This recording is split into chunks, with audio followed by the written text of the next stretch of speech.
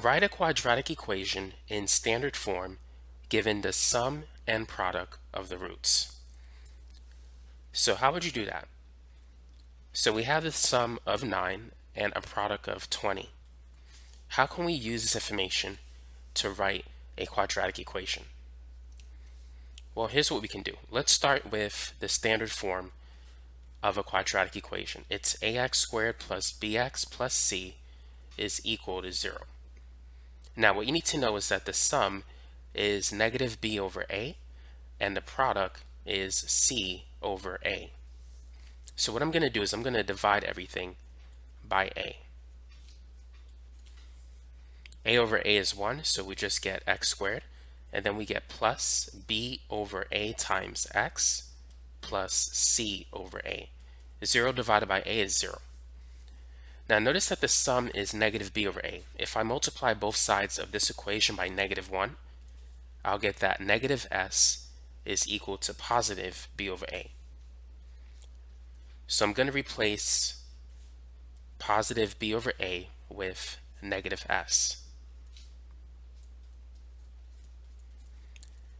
And c over a, I can replace that with p. And this is going to equal 0. So if you're given the sum and the product of the roots, you could simply use this formula to write the quadratic equation. X squared minus sx plus p is equal to 0, where s is the sum and p is the product.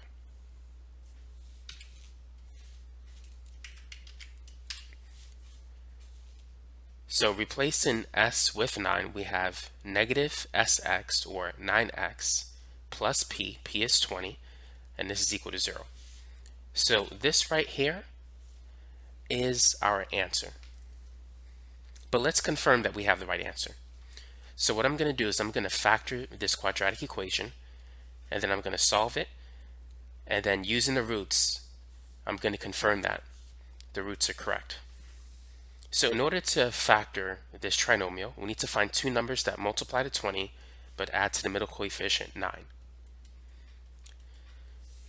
So if we divide 20 by 1, we get 20. If we divide it by 2, we get 10. 20 divided by 3 doesn't give us a whole number, but if we divide it by 4, we get 5. Now 4 plus 5 adds up to 9. So if we divide 20 by negative 4, we get negative 5. But negative 4 and negative 5 adds up to negative 9. So those are going to be used for our factors. So what I'm going to do is I'm going to replace negative 9x with negative 4x and negative 5x. And then I'm going to factor by grouping. So in the first two terms, I'm going to take out an x. X squared divided by x is x. Negative 4x divided by x is negative 4. And then in the last two terms, I'm going to take out the GCF, the greatest common factor, and that's going to be negative 5. Negative 5x divided by negative 5 is x. 20 divided by negative 5 is negative 4. Next, I'm going to factor out x minus 4, since that's a common factor. Once I do that, I'll be left with x minus 5.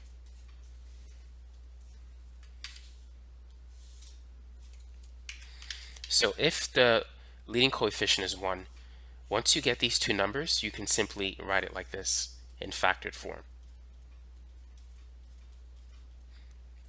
Now, using the zero product property, we're going to set each factor equal to 0, and we're going to solve for x. Add in 4 to both sides. We get that the first root, which we'll call x sub 1, is 4. Add in 5 to both sides in the other equation.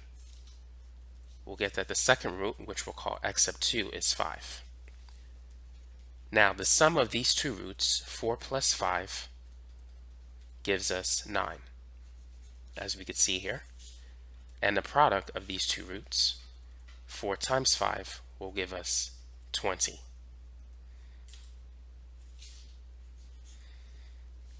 So that's how we can confirm if we have the right quadratic equation. But the answer that we're looking for in this problem for part A is what we have highlighted here. X squared minus 9x plus 20 is equal to 0.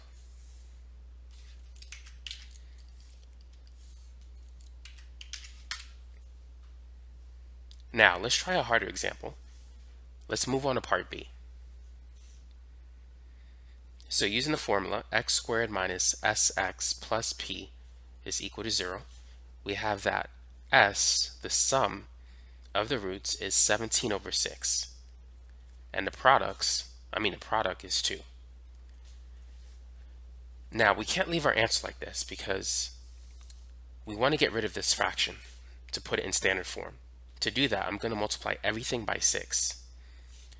So we're going to have 6x squared. Now 6 times 17 over 6, the 6 will cancel, giving us just 17. And then 6 times 2 is 12.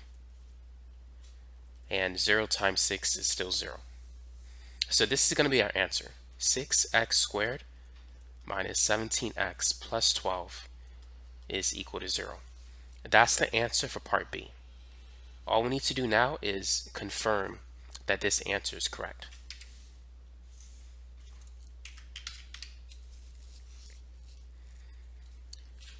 In order to do that, I'm going to factor it using the AC method. With the AC method, we're going to multiply the A coefficient by the constant C. So that's 6 times 12, which is 72. And we need to find two numbers that multiply to 72 but add to the middle coefficient, negative 17. So if I divide 72 by 1, I get 72.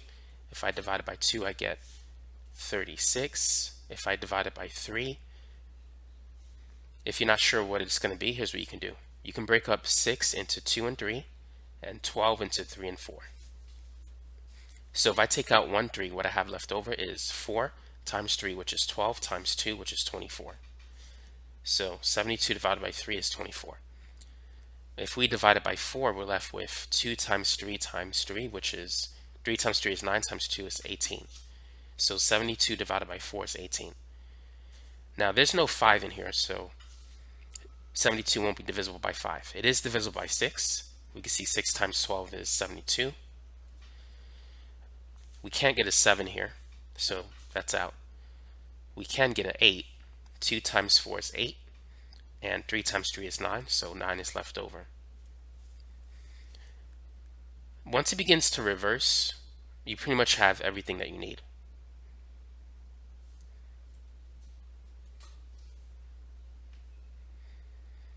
Now, it needs to add up to negative 17.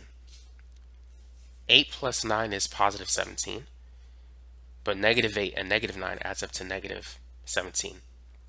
So to factor it, we're going to replace negative 17x with negative 9x and negative 8x. And then let's factor by grouping. In the first two terms, the GCF is going to be 3x. 6x squared divided by 3x is 2x. Negative 9x divided by 3x, that's going to be negative 3. In the last two terms, I'm going to take out negative 4. Negative 8x divided by negative 4 is 2x. Positive 12 divided by negative 4 is negative 3.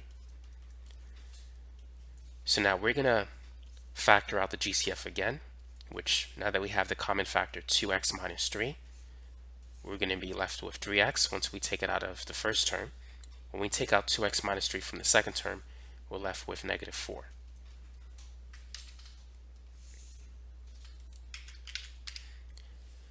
So 6x squared minus 17x plus 12 can be factored into this expression.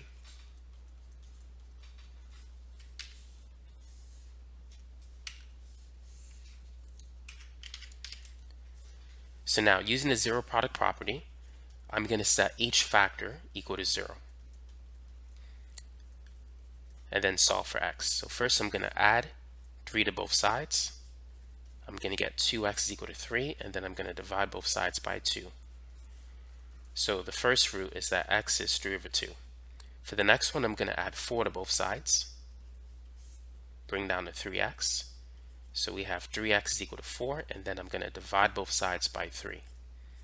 So the second root is that x is 4 over 3. So now let's get the sum and product. So the sum is going to be the sum of these two numbers. It's 3 over 2 plus 4 over 3 to add these fractions, we need to get common denominators. So let's get a common denominator of 6, which means I need to multiply this by 3 over 3 and this one by 2 over 2.